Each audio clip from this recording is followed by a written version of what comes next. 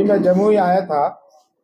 आदरणीय स्वर्गीय दिग्विजय बाबू की पुण्यतिथि थी और उनसे क्योंकि मेरा बहुत लंबा उनसे संबंध रहा, मैं आया था अपनी श्रद्धांजलि अर्पित करने के लिए। लेकिन पटना से चलने के बाद जगह जगह पर जनसुराज के हमारे कार्यकर्ता, वो मौसम खराब होने के बावजूद, कहीं तो बहुत धूप थी, कहीं वर्षा भी था, लेकिन हर जगह उन्होंने बहुत गर्मजोशी के साथ स्वागत किया। मुझे मौका मिल गया रास्ते में बरबीघा में कि बिहार के श्री बाबू के प्रतिमा पर भी अपनी श्रद्धांजलि अर्पित की। फिर यहाँ जमुई में बाबा साहब अम्बेडकर जी के प्रतिमा पर मौका मिला कि वहाँ भी मैं अपनी श्रद्धांजलि अर्पित करूं। रास्ते में इतने महान लोगों की दर्शन भी हो गई और मौका भी मिल गया। जी बताएं। अच्छा, मंगल पांडे के घर के बाहर कल प्रदर्शन कर रहे थे आप लोग, और इसमें जो है आपके प्रदेश अध्यक्ष समेत जो है कई नेताओं को गिरफ्तार किया गया, तो कैसे देखते हैं इसको, क्या कहेंगे? हम मंगल पांडे जी के खिलाफ नहीं कर रहे थे, हम बिहार के स्वास्थ्य व्यवस्था के खिलाफ और स्वास्थ्य मंत्री के खिलाफ कर रहे थे। वो मंगल पांडे जी हैं, ये उनका हमारे नज़र में दुर्भाग्य है, वो हैं। और जो उन्होंने बिहार के स्वास्थ्य व्यवस्था की हाल बनाई भी है, वो किसी से छुपा हुआ नहीं है।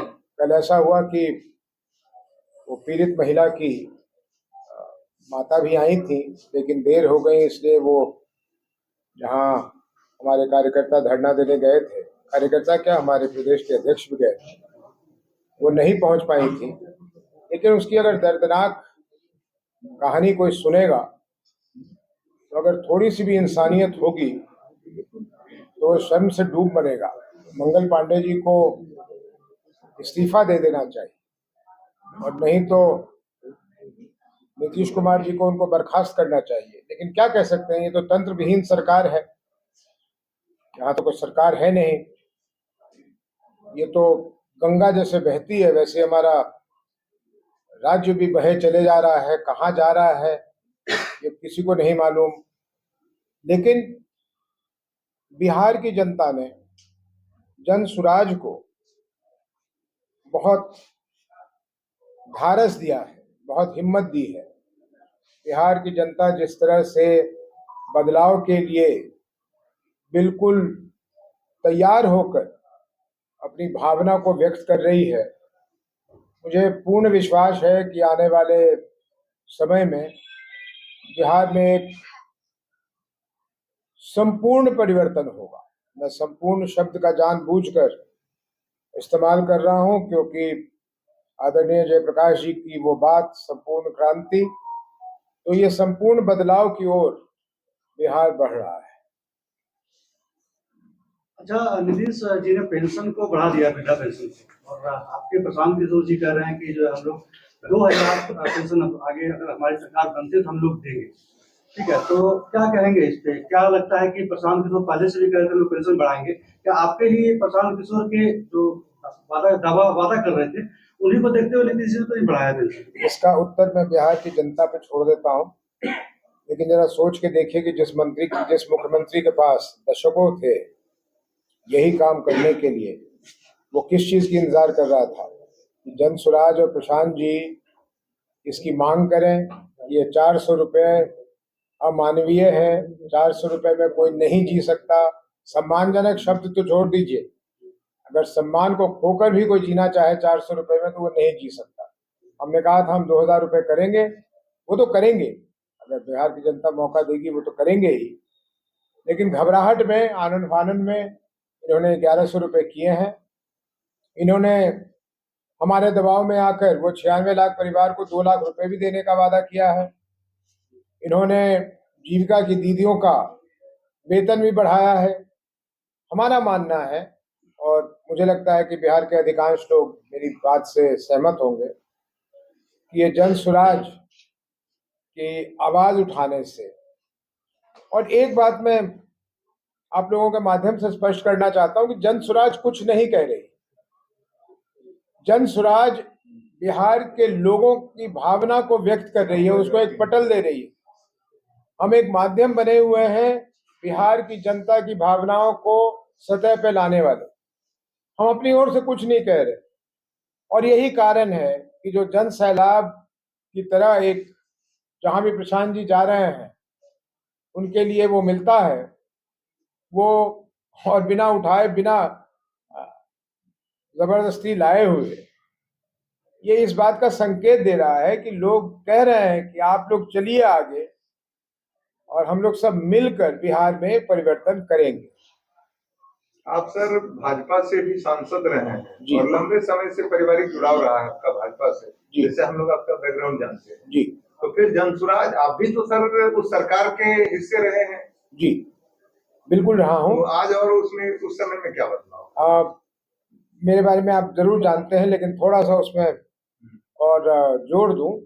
मैं कांग्रेस में था जी जी। और कांग्रेस से 2004 में मैंने चुनाव लड़ने की तैयारी की थी, क्योंकि पूर्णिया के लोगों की ये इच्छा थी कि मैं मैदान में आऊं और वहां की जो व्यवस्था है उसमें परिवर्तन करूं।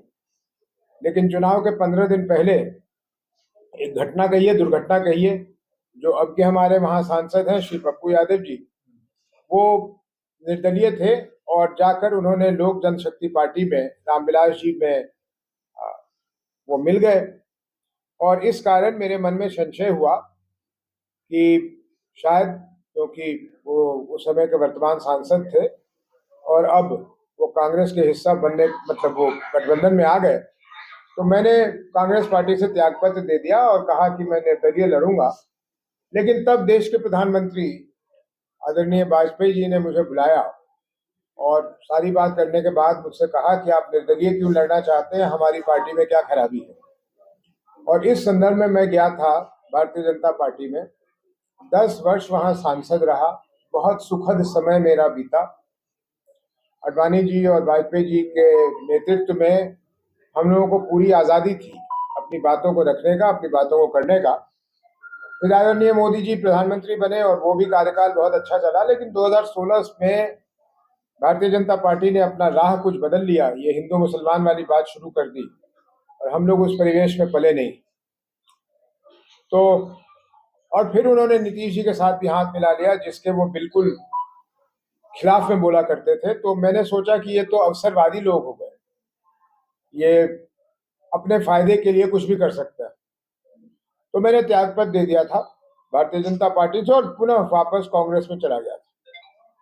2021 में प्रशांत जी, मैंने और कुछ लोगों ने जन सुराज अभियान की शुरुआत की थी। ये अभियान के तौर पे चला था।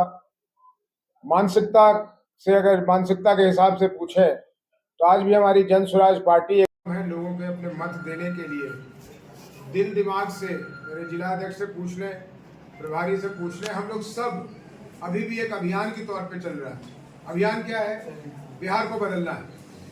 बिहार को बदलने के लिए हमें लोगों को जगाना है, लोगों में वो जागृति लानी है जो कहीं ना कहीं बहुत अनेक कारणों से वो पिछले कई दशकों से एक सोच आ गया था, मर सा गया था, जो शब्द कहना चाहिए कहिए। लेकिन वो जागृति अब बिहार के लोगों में दिख रहा है और इसलिए मुझे विश्वास है कि आने वाले चुनाव में ये बदलाव होगा। आप चंद समय पहले बोले थे कि जनता हमें हिम्मत दे रही है, लेकिन अशोक चौधरी और दिलीप जायसवाल जनसुराजी को कटघरे में खड़ा कर रही है, जेल पर जो मैंने भेजने के जोर लगा रही है। इस पर क्या कहना चाहेंगे? दिलीप जायसवाल मेरे इलाके के हैं और मैं जब भारतीय जनता पार्टी में था तो वो भी थे। उनके लिए जितना कम बोलूं वो अच्छा है। जो भारतीय जनता पार्टी का एक एक कार्यकर्ता गांव में, जिनकी मैं बहुत सम्मान करता हूं, वो अपनी पार्टी के लिए चाल, चरित्र और चेहरा की बात करते हैं। मुझे लगता है कि अगर दिलीप जायसवाल की ये तीनों चीजों को देखी जाए, चाल, चरित्र और चेहरा, तो तीनों बहुत ज्यादा गहरा काला दिखेगा। इसलिए भारतीय जनता पार्टी को पुनः, ये उनका आंतरिक मामला है, उनको पुनः विचार करने चाहिए कि किस तरह के नेतृत्व के अधीन वो बिहार की जनता के पास जाना चाहता है। रह गई बात जो हम लोगों ने उठाया है उनके गलत तरीके से मेडिकल कॉलेज को लेने का, वो बात निरंतर चलती रहेगी। वो एक माइनॉरिटी के लिए, अल्पसंख्यकों के लिए, सिखों का वो इंस्टीट्यूशन था, उसको इन्होंने फर्जी तरीके से आपस में परिवार को लड़वाकर इन्होंने हथियाया है। और हम लोगों की मुहिम चलती रहेगी जब तक कि जिनका ये था और जिनके लिए था उन लोगों के हाथ में वापस न चला जाए। इस बीच में एक और प्रश्न खड़ा हुआ है, उस पर भी आप लोग सभी लोग खोज कीजिए और कोई सूचना मिले तो हमें बताइएगा। बिहार के सभी नेता किसी न किसी रूप में इस अवैध ढंग से कब्जा किया हुआ मेडिकल कॉलेज का लाभ लेते रहे हैं। कोई अपने बेटा को, कोई अपनी बेटी को, कोई अपने भतीजा को, कोई अपनी भतीजी को, सब लोगों को वहां कथित रूप से शिक्षा प्राप्त करवाता रहा है। रह गई बात श्री अशोक चौधरी जी की, जग जाहिर है, बिहार का एक एक बच्चा जानता है कि किस तरह से एक दल में रहते हुए, वहां मंत्री रहते हुए, उन्होंने अपनी पुत्री के लिए टिकट लिया है। वही हम लोगों ने कहा है। उनकी बेटी को मेरी शुभकामनाएं, उनसे हमारा कोई झगड़ा नहीं है। लेकिन राजनीति में जो शुचिता होनी चाहिए, जिस शुचिता के लिए जन स्वराज पार्टी सब कुछ करने के लिए तैयार है और उसी रास्ते चल रही है, तो हम तो हर ऐसा मुद्दा उठाएंगे जिसमें हमें राजनीति में गंदगी दिखेगी। आप लोगों का जोरों से जनसंपर्क अभियान चल रहा है सर, क्या लगता है कि जाति समीकरण को किस तरह से आप भेद पाएंगे? ये जाति समीकरण का एक हुआ सा बनाया गया है और मैं आपको बता दूं कि सिर्फ बिहार में नहीं, ये ज्यादा बदनाम है अखबारों के माध्यम से या जैसे भी, पूरे देश में ही एक जातीय व्यवस्था बनी हुई है। आप कहीं भी चले जाएं, दक्षिण, उत्तर, पूर्व, पश्चिम, कहीं चले जाएं, ये जातीय व्यवस्था दिखेगी। बिहार में जरूर ये हुआ है कि कुछ हमारे छोटे मानसिकता के नेताओं की वजह से इस जातीय विवाद को राजनीतिक लाभ के लिए ज्यादा बढ़ाया गया। जन स्वराज के सामने ये कोई समस्या नहीं है, क्योंकि हम सबका मानना है कि किसी कारण, कोई सामाजिक कारणों से अगर किसी स्थान पे किसी एक अमुक जाति को ही या वर्ग को ही या धर्म को ही परिचय देना होगा, तो हमें क्या परेशानी है? हर जाति में अच्छे लोग हैं, हमें तो अच्छे लोग चाहिए। अगर हमारी बात आप देखें तो हमने कहा है सही सोच सही लोग। हमने कब कहा है कि अमुक जाति के लोग और अमुक जाति की सोच? हमने तो कहा है सही लोग, सही सोच, सही लोग।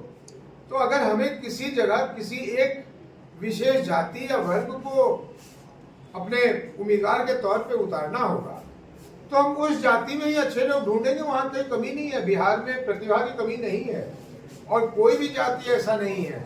आप जिस जाति के बारे में सोचना चाहिए सोच लें। हर जाति में एक से एक पढ़े लिखे अच्छे लोग मौजूद हैं, यहाँ कोई दिक्कत नहीं।